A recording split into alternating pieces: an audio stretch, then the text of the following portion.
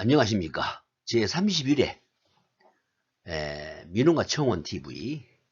오늘 주제는 아파트 비리 이유 있었네 라는 제목입니다.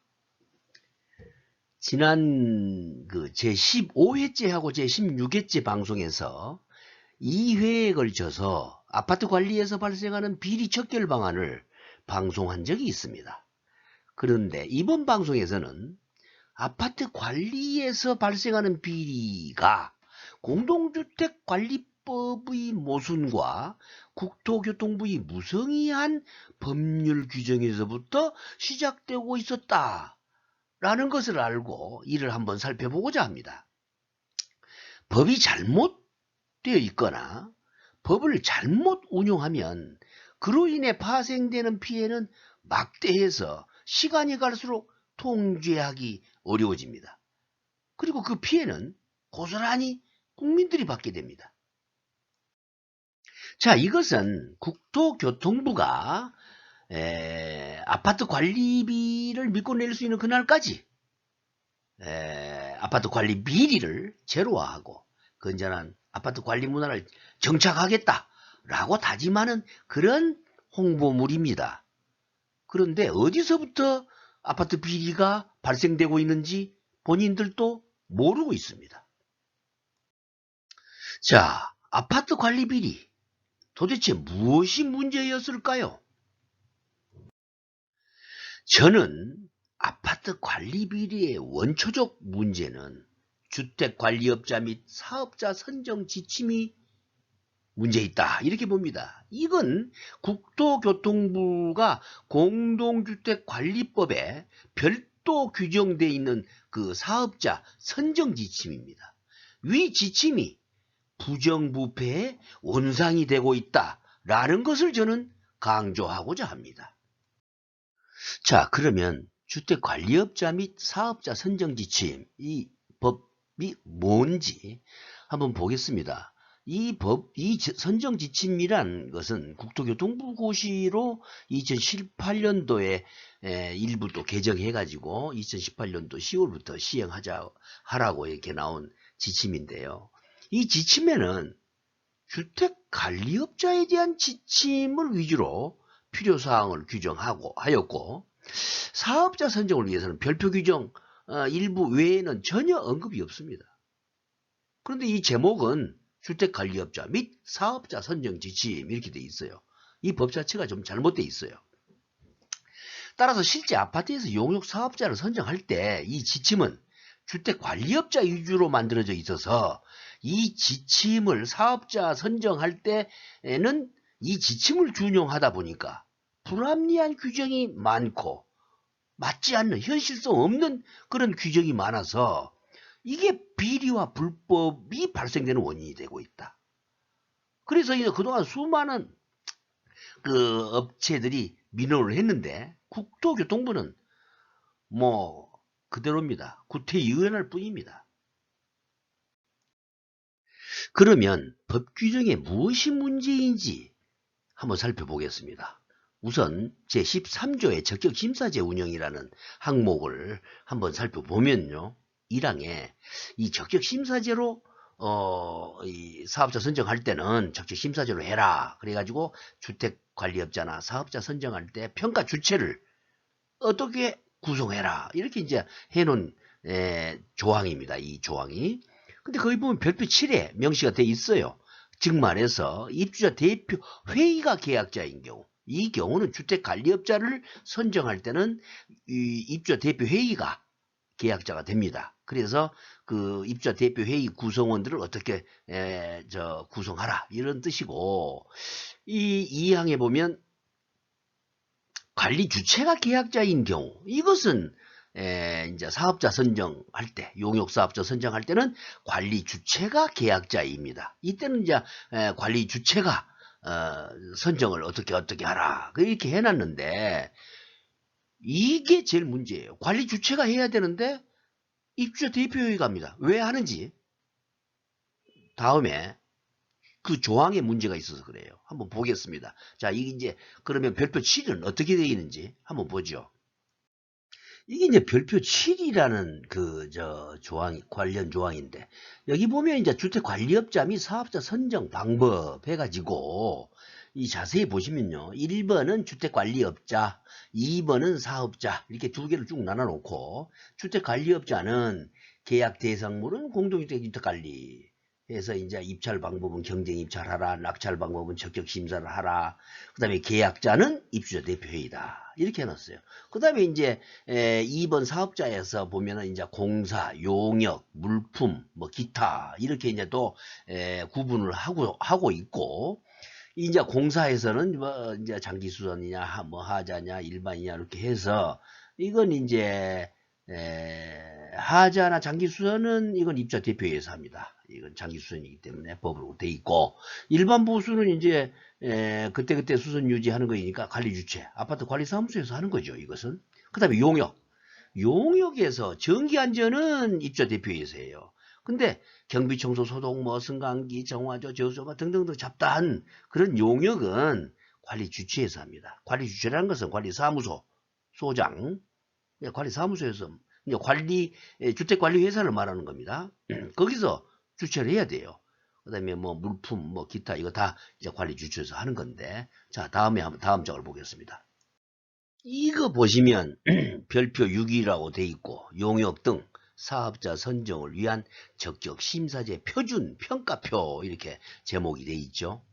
근데 여기 보시면요, 기업 신뢰도, 업무 수행 능력, 사업 제한, 뭐 정말 좋은 그 평가 방법이죠. 근데 여기 보면 신용 평가 등급, 이것은요 일반 소기업하고는 별로 도움이 안 되는 평가 등급입니다. 이 등급을 받기 위해서 회사들이 아주 애를 먹습니다. 여기 보면요, 이 기업 신용평가 등급표를 원래 이게 만든 것은 상장회사나 그 채권을 발행할 수 있는 그런 등급의 회사가 기업 채권을 발행하는데 우리 회사의 기업 신용 등급을 한번 평가해 주세요 해가지고 이런 평가 회사에다가 의뢰해서 나온 그런 등급이에요. 그걸 정말 자본금 1억, 2억, 3억, 4억 되는 그런 용역 회사에다가 채권 발행할 것도 아닌데 이런 기업 신용 평가 등급을 제출하라 이렇게 돼 있어요. 응? 그래서 많은 돈을 들여서 평가표를 만듭니다. 전부 허울 좋은 평가 등급표죠, 이게. 그 다음에 행정처분 건수가 또 있어요. 행정처분 건수, 다음번에 내가 여기 다음 장에서 이야기를 하지만, 행정처분 이거 내라 하는 거 이거 불법입니다. 그 다음에 기술자 보유, 청소하고 경비하는데 무슨 기술자가 필요합니까? 청소하는데 기술자 제도가 없어요. 경비는 다만 경비업법에 근거해서 경비 지도사를 둬야 되게 돼 있습니다. 경비 지도사 없으면 경기업 못합니다. 근데 기술자 보유 현황 내라 이거야. 응? 이거 다 무의미한 것들이에요. 장비 보유, 뭐 이건 장비는 어느 정도 이해가 되는 부분이고, 업무 실적, 뭐 이것도 뭐 좋다. 이거 뭐 업무 실적 있냐 없냐 볼 수 있겠죠. 그 다음에 사업 제한, 사업 계획의 적합성, 청소 경비하는데 무슨 사업 계획이 뭐 적합성, 그 다음에 협력업체와의 상생 발전 지수, 이거 대기업이나 하는 일이지, 중견기업이나 하는 일이지, 무슨 소기업 맨 하청이나 하고 있는 회사가 협력업체가 어디 있어요? 협력업체하고 상생 발전 지수를 뭘로 계산합니까? 이런 식의 평가표를 내라고 돼 있습니다. 그 다음에 저 밑에 쭉 내려가서 보면 4번에 국가기술 자격자, 기능사, 산업기사, 기사, 기능장, 기술사, 건축사. 이게요, 무슨 청소용역회사에 무슨 기능장이 있어요, 기사가 있어요. 이런 엉터리 평가표를 만들어가지고 용역사업자 선정을 위한 별표 6 요대로 맞춰서 점수 내서 선정해봐. 이거 얼마든지 가지고 장난칠 수 있죠, 평가위원들이. 한심한 내용입니다, 이게. 자, 또 주택관리업자 및 사업자 선정 지침의 제18조 참가 자격의 제한. 이건 문제 많습니다. 이거 가지고 입찰 공고 내 가지고 업자들 못 들어오게 하고 또 들어온 사람끼리 담합하고 할 수 있게끔 아주 좋은 조항을 만들어 놓은 그런 참가 자격 제한입니다. 이거 참가 자격 제한 정말 이거 고쳐야 됩니다. 여기 1항 보시면 주택관리업자가 입찰 공고일 현재 다음 갖고 어느 하나에 해당하는 경우에는 경쟁 입찰에 참여할 수 없으며, 굉장히 강하죠. 참여할 수 없어요. 입찰에 참가한 경우에는 그 입찰을 무효로 한다. 이게 선정 지침으로 국토교통부가 엄청 강하게 만들어 놨어요. 여기에서 서류 하나라도 문제 있으면, 참가 자격에 문제 있으면 너 참가 못해, 이런 이야기예요. 그래서 여기 보면 7항에 주택관리업자 선정과 관련하여 입찰 담합으로 공정거래위원회로부터 과징금 처분을 받은 후 6개월이 경과되지 아니한 자, 이거 참가 자격 제한 해놨어요. 근데 아까 우리 평가표에 보면 행정처분 받은 사람 그 몇 번 받았냐에 따라서 점수 평가하게 돼 있죠. 이게요 위법하다고 제가 말씀드렸는데, 왜 그러냐? 최근 사업자 선정 지침에 입찰 담합으로 공정거래위원회로부터 과징금 처분을 받은 후 6개월간 입찰 참가 자격을 제한한 조항은 무효라는 법원의 의미 있는 판결이 있었다 합니다. 그래서 행정처분 확인서 제출이나 과도한 자격 제한은 입찰 비리를 위한 좋은 재료가 됩니다. 자, 그래서 아까 그 참가 자격자, 입찰 참가 자격 제한 국토교통부가 법으로 딱 명시했죠. 근데 이걸 이용해 가지고 과도한 자격 제한을 하는 그런 공고 사례가 너무 많습니다. 자, 이거 한번 보세요. 사례 1, 입찰 참가 자격 제한. 여기 뭐 회사도 나와 있고 아파트 나와 있는데 이건 무시해 주시고, 여기 경비원 2명 사용하는 경비 용역 입찰 공고입니다. 거기 보시면 가는 뭐 올바른 그런 참가 자격 제한이고, 그것도 올바르죠. 경비업법 위반 허가업체니까 다. 이거 다라마 이거 문제입니다. 입찰 공고 마감일로부터 최근 3년간 1000세대 10개 단지 이상의 완료 실적이 있는 업체, 경비원 2명 쓰는 아파트면요 300세대 미만인데 1000세대를 그것도 10개 단지 이상을 해본 사람 3년 동안에 1000개 단지가 아니고 자기 세대 조금 이상만, 1개 단지 이상만 해도 충분한데 1000세대 10개 단지, 이거 뭔 이야기예요? 1000세대 10개 단지 이상 안 해본 사람 들어오지 마, 이런 이야기잖아요. 그 다음에 공고일 현재 자본금 10억. 무슨 경비회사, 용역회사가 자본금 10억 뭔 필요 있습니까? 사람 그 몇 명 집어넣는 용역인데 자본금이 10억이래요. 그 용역회사 자본금으로 뭘 하고 있는 자본금인지 모르겠어요. 어마어마한 빌딩을 살 자본금인지 아니면 어마어마한 장비를 가지고 있어야 될 자본금인지, 자본금 필요 없습니다. 사람만 있으면 되는 게 경비업이에요. 경비 도구, 돈 1억도 안 들어요. 그 다음에 경비 지도사 5인 이상인 업체, 경비 2명 모집하는데 경비 지도사가 5명이나 왜 필요합니까? 경비업법에 경비 지도사 1명이면요 2개 관할 구역에서 이게 인접된 그 도에 200명 관리할 수 있어요. 경비 지도사 1명이. 그런데 경비원 2명 관리하는데 경비 지도사가 5명이 있어야 된다. 이거 짜고 치는 그런 거 아닙니까? 입찰 공고? 제가 심하게 말해서 짜고 치는 고스톱이라고 하고 싶었는데 짜고 치려고 이렇게 만든 거예요, 이게. 이게 국토교통부에서 자격 제한을 해라고 자격 제한을 줬어요. 근데 이거 하라는 말은 없었지만 나를 하라고 한 말을 이렇게 아파트 단지에서 이렇게 악용하고 있다. 사례 2번 한번 보겠습니다. 이건 경비원 25명짜리입니다.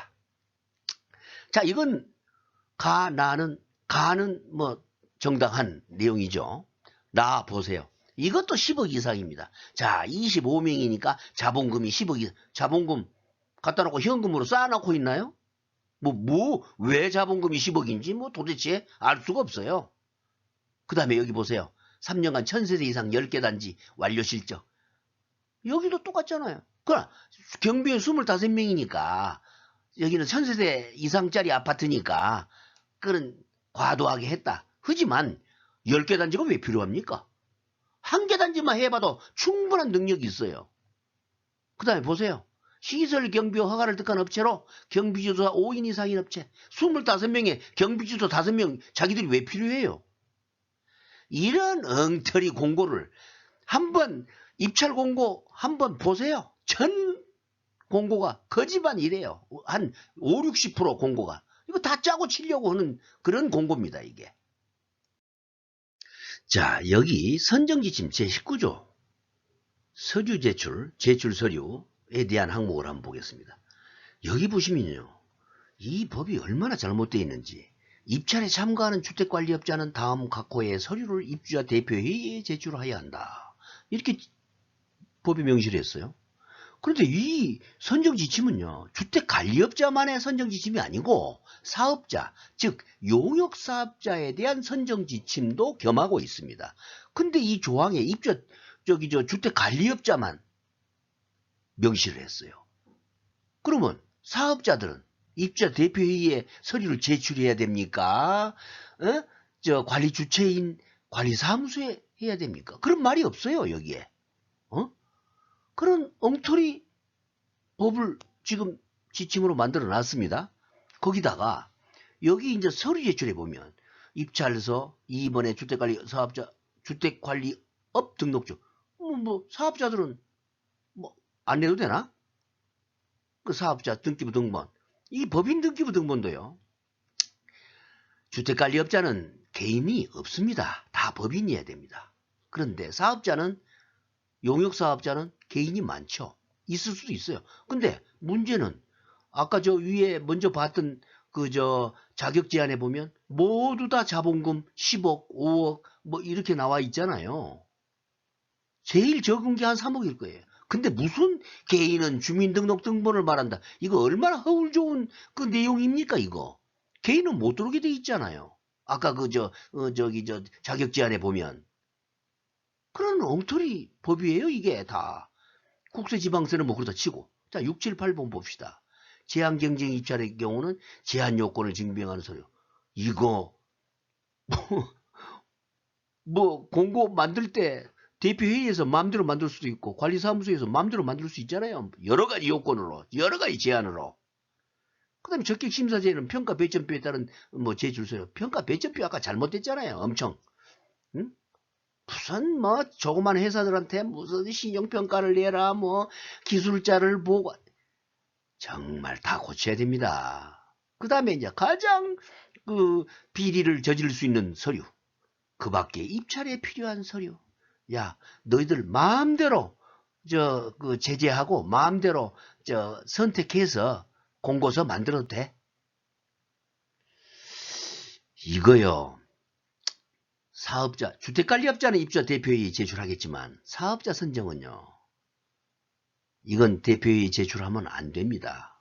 관리 주체가 주택관리회사가 돼 있으면 주택관리회사에 제출해야 됩니다. 즉 관리사무소에 제출해야 됩니다. 이건 엉성한 법 규정이에요. 자, 그러면 앞에 본 6, 7, 8항 문제 있다는 거 이것은요. 일단 이 세 개항의 관리 주체가 임의적인 서류 제출권을 획득하게 돼가지고 과도한 서류 제출을 받을 수 있는 빌미가 됩니다. 그래가지고 이걸 적격심사에 악용할 여지가 많아요. 그래서 6, 7, 8항의 적격심사를 위한 기타 자료라는 것은 심사의 공정성보다는 담합을 위한 자료로 사용되기 쉬워서 비리의 온상이 된다라는 걸 저는 강조하고 싶습니다. 그리고 이 서류 제출도요, 입주자 대표회의에 제출하라. 이 법으로 이것만 딱 명시한 이 엉터리 법부터 고쳐야 돼요. 그래서 이게 과도한 입찰 자료를 요구하는 입찰 공고 사례 1번 한번 보겠습니다. 여기 보면 제출 서류 해놓고 경비업 허가 및 사업자 등록증, 법인 등기부 등본, 법인 인감과 증명서, 사용 인감계. 여기 보면 다 법인 등기부 등본 내라 있지. 개인 주민등록 내라는 건 없죠. 법인 아니면 들어오지 마. 이런 이야기잖아요. 그 다음에 국세 지방세, 납세 필증, 행정처분 확인서. 아까 행정처분 확인서는 그거 받으면 안 되게 돼 있잖아요. 사법부 판결도 있잖아요. 그거 내라. 그 다음에 기업 신용평가 등급 확인서 내라. 경비 지도사 5명 보유하고 있는 거. 이거 4대 보험 냈나 안 냈나까지 해서 서류 다 만들어라. 이것만 해도 엄청나게 서류 많습니다. 그 다음에 여기 보면 사업장 4대 보험 가입자 명부 고용산재. 요거 중에서 하나 선택해서 내라. 이렇게 또 친절하게 좀 줄여준다고 서류. 사업자가 보유한 법정 기술 인력, 시설, 장비 보유 현황 다 내라. 이거 어마어마하게 많습니다. 이거 두껍습니다. 업무 실적 증명 다 내라. 응? 그것도 세대수와 전화번호까지 명기해서 세대수 몇 세대짜리 했냐까지 왜 필요한지 모르겠어요. 관리단지 이름까지 다 내라. 전화번호까지 명기해라. 그 다음에 경비 운영계획서 내라. 그 다음에 입찰 보증금. 그 다음에 별지 서식의 용역비 산출 내역서 내라. 이런 이 서류가요. 입찰 보증금 증권을 내든지 현금을 내든지 이런 것까지 다 내라고 그러면요. 서류 엄청납니다. 두께가. 응? 이거 용역회사들이 입찰을 한 달에 200~300개씩 하면요. 그 돈도 엄청나게 소모됩니다. 낭비예요. 국가적 낭비. 자, 아까 사례 1번하고 지금 이건 사례 2번인데 사례 2번도 그 잡다한 서류 제출하라 이렇게 이제 돼 있죠. 근데 여기서 보면 좀 특이한 것이 사업 제안서, 경비 운영 계획서 내라. 그것도 20부씩 내라. 회사 소개서도 내라. 이 작성 방법에 가서 밑에 보면은 사업 제안서는 일간, 주간, 월간 이거 연간으로 구분을 해가지고 낙찰 시 시행할 수 있는 경비 용역 그 운영 계획서를 내라. 이렇게 돼 있죠. 그 다음에 상승 발전 계획서. 이건 지원 서비스 능력을 한번 보여주라. 상승 발전 계획서. 누구하고 상생 발전을 하라는 이야기인지 참 겉만 번지르하게. 그것도 20부씩이요. 여기 장비 보유 현황 해놨는데 긴급 출동 차량 등록증, 긴급 출동 차량이 있는지 보죠. 이게 119 회사 선정하는 건지. 그 아파트 시설 경비 아파트예요. 경비 출동할 일 하나도 없어요. 어? 경비들한테 청소나 시키고 말이지. 저기 뭐예요, 재활용 분리수거나 시키고 낙엽 처리나 시키는 주제에 무슨 긴급 출동 차량이 왜 필요합니까? 그 나이 드신 경비원들이 도둑 잡겠어요? 무슨 간접 잡겠어요? 엉터리 서류. 이거요, 이 서류요. 어마어마하게 두껍습니다. 그리고 한 20~30개 회사 입찰하면요. 이거 하루 만에 전부 버려야 돼요. 쓰레기로. 그러나 이거 준비하는 회사들은요. 돈이 어마어마하게 듭니다. 이 원본들 띄고 서류 원본 띄고 그러려면 이 서류 복사해야지. 칼라로 다 만들어야지. 돈 엄청 들어요. 아파트에서는 돈 안 드니까 가져와. 다 가져와. 이거 다 보지도 않아요. 이거 하나도. 이거 개선해야 됩니다. 아까 서류 제출에서 모든 입찰의 산출 예약서를 제출하라. 이렇게 의무 강요를 하고 있는데요. 이거 공정거래법 위반입니다. 근데 공정거래위원회에다가 이걸 이야기를 했더니 아파트를 딱 찍어서 고소를 해달라는 거예요. 그 아파트 확 찍어서 이 아파트 저 아파트 대한민국 대부분의 아파트가 이거 요구하고 있다고 하니까 그러면 조사할 수 없다는 겁니다. 그런데 이건 법으로 분명히 나와 있어요. 공정거래위원회 고시 위반이 됩니다. 이건 이건 하도급법상 요구가 금지되는 경영상 정보의 종류라 그래가지고 공정거래위원회 고시로 위반되는 걸로 나와 있어요.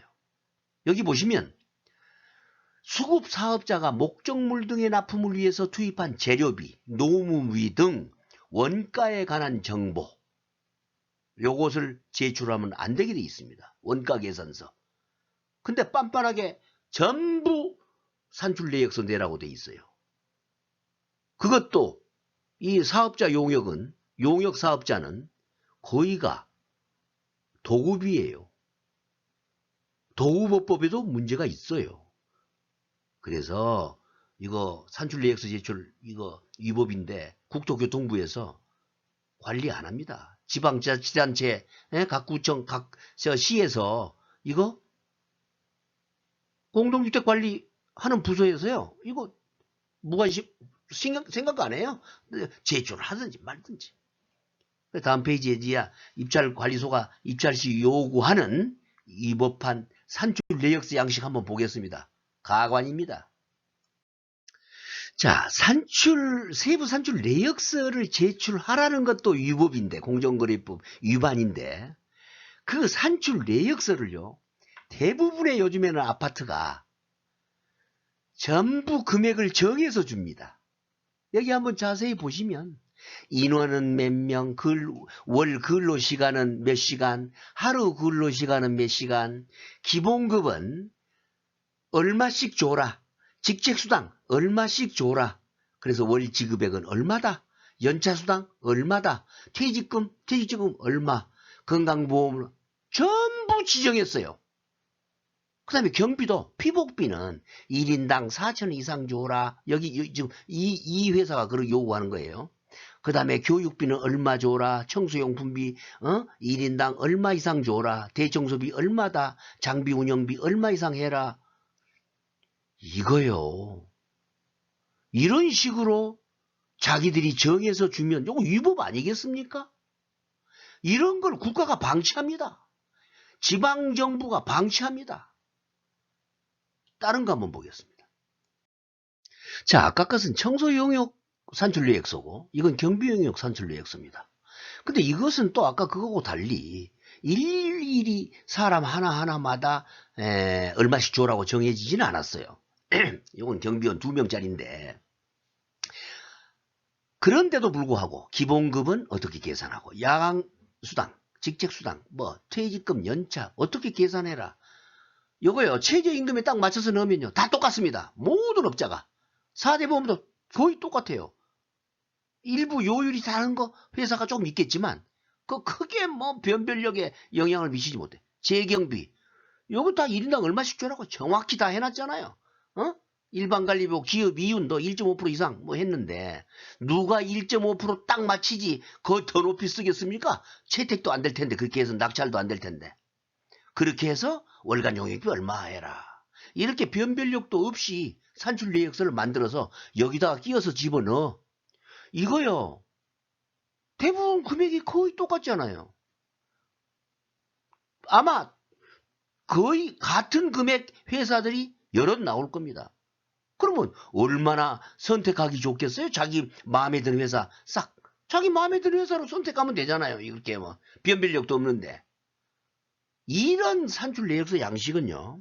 하도급 금액이 변별력 없으면 이거 하도급법에 위반되지 않겠어요? 그 다음에 공정거래법이 이건 100% 위반입니다. 자기들이 다 금액 정해놓은 거. 마지막으로 또 하나 입찰 보증금 제도 문제점 한번 이야기하겠습니다.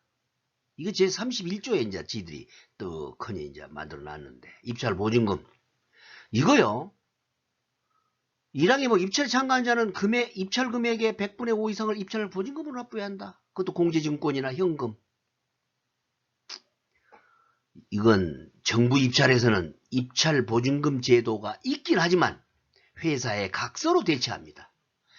이건 입찰 참가 회사의 불필요한 경비지를 보호하기 위해서 정부 입찰에서는 이건 법으로 이거 증서 제출하지 않고 낙찰자가 잘못했을 때 보증금에 대한 책임을 지겠습니다 하고 각서를 쓰게 해놨어요. 그런데요, 우리 아파트 입찰은 엄청난 입찰 보증서를 끊고 있습니다. 보통 한 회사가 한 달이면요, 아마 이 보증보험증권이 제일 싼 게 한 15,000원 되는 걸로 알고 있는데, 한 회사가요, 월평 200건 입찰한다 그러면요, 300만 원 듭니다. 근데 입찰 금액에 따라서 이게 달라지기 때문에 400만 원, 500만 원 들 수도 있어요. 그런데 200건 입찰하면요, 요즘에 운이 좋으면 운이 좋은 회사가 한두 개 낙찰됩니다. 엄청나게 경쟁력이 심해요. 그나마 입찰 안 하면 한 건도 용역 못하죠. 그러면 정말 영세한 그 용역회사들 입찰 보증금 제도를 정부 입찰처럼 각서로 대체해야 되지 않겠어요? 이런 거 정부 관심 없죠? 보증보험에서 살려줘야 되니까. 이거 정말 신경 써야 됩니다. 이건 제도를 바꿔야 됩니다.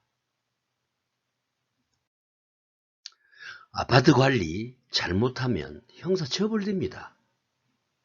아파트 비리 척결은 공동주택관리법을 현실성 있게 제정해야 하고 이를 제대로 지키도록 사후 관리 감독을 잘해야 합니다. 그러나 국토교통부는 이를 방치함으로써 오늘날 아파트 비리의 근원이 되게 하고 있다는 것을 알아야 합니다.